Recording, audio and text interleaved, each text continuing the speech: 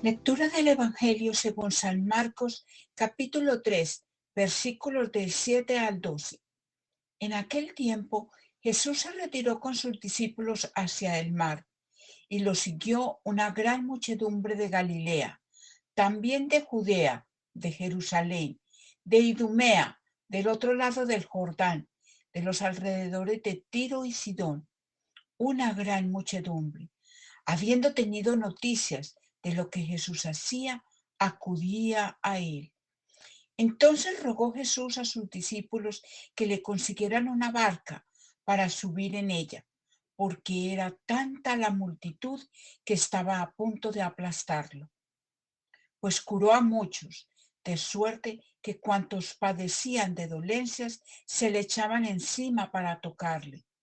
Y los espíritus inmundos, al verle, se arrojaban a sus pies y gritaban: «Tú eres el Hijo de Dios». Pero él les mandaba enérgicamente a que no lo descubrieran. Palabra de Dios. Envía, Señor, tu Espíritu. Muy buenos días a todos. Vamos a reflexionar hoy sobre el Evangelio de San Marcos en el capítulo 3. Y vemos lo siguiente. Primero, su actitud frente a las multitudes. Empecemos nuestra reflexión. La fama de Jesús había crecido hasta el punto de saltar de las fronteras judías.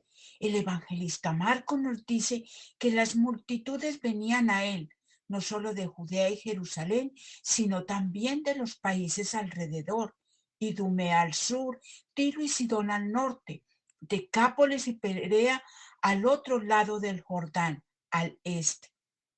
Una gran multitud de personas necesitadas lo buscaban y venían a él. Marcos nos hace notar que percibía sus necesidades, mayormente en lo físico, del ámbito de lo físico, y no del espiritual.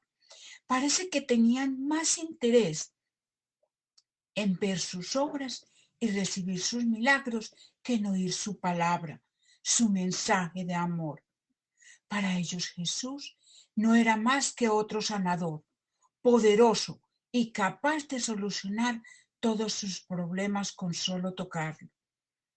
Pero ese tipo de religiosidad popular, caracterizada por una fe superficial, interesada y mágica, no le agradaba a Jesús.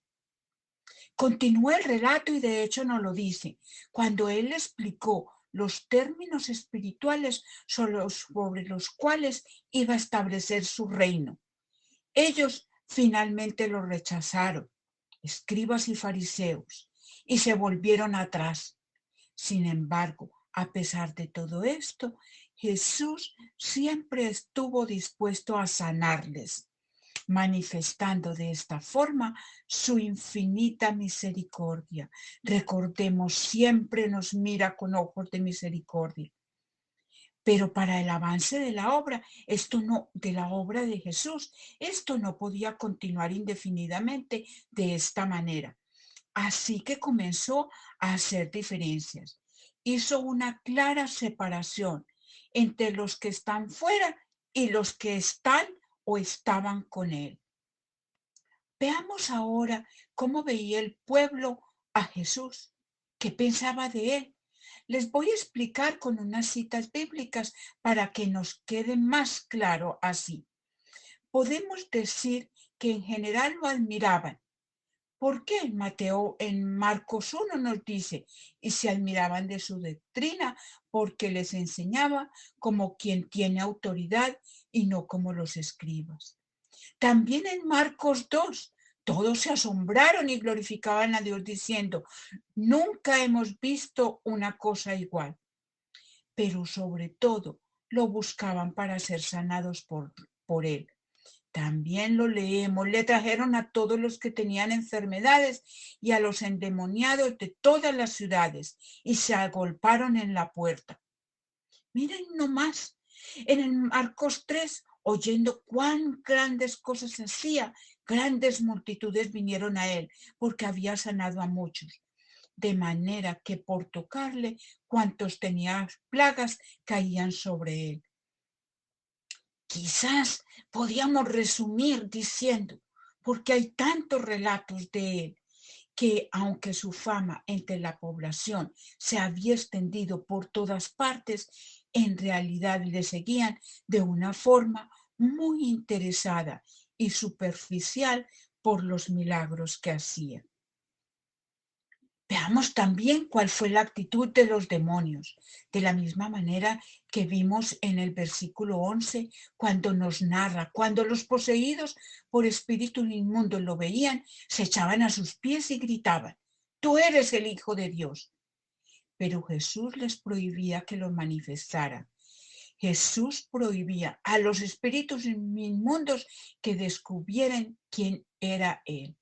¿Por qué? Él no negaba, y se los voy a hacer bien claro, él no negaba que era el Hijo de Dios, pero quería controlar el tiempo. Póngame mucha atención, no era el tiempo el que quería mostrarnos su ministerio completo.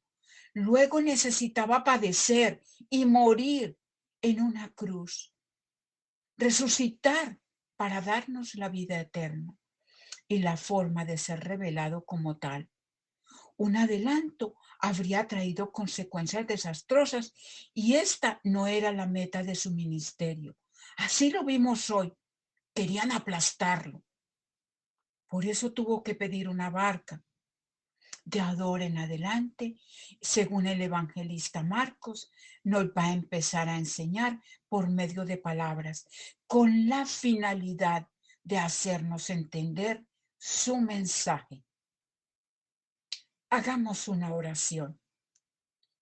En la Eucaristía, en la Santa Misa, es Él quien sigue hablándonos, comunicándonos su buena noticia en el Evangelio, siempre viva y nueva, que ilumina nuestro camino. Se nos da Él mismo como alimento para nuestra lucha contra el mal. Es maestro, nos enseña, es médico, nos cura y es alimento para cada uno de nosotros. ¿Cuál es nuestra reacción personal? Preguntémonos. La de la gente interesada, la de los curiosos espectadores de la que vemos en una masa cuando hay una celebración, pero no nos comprometemos con su mensaje, o la que se asustan de su figura y pretenden hacerla callar porque les resulta incómodo su mensaje.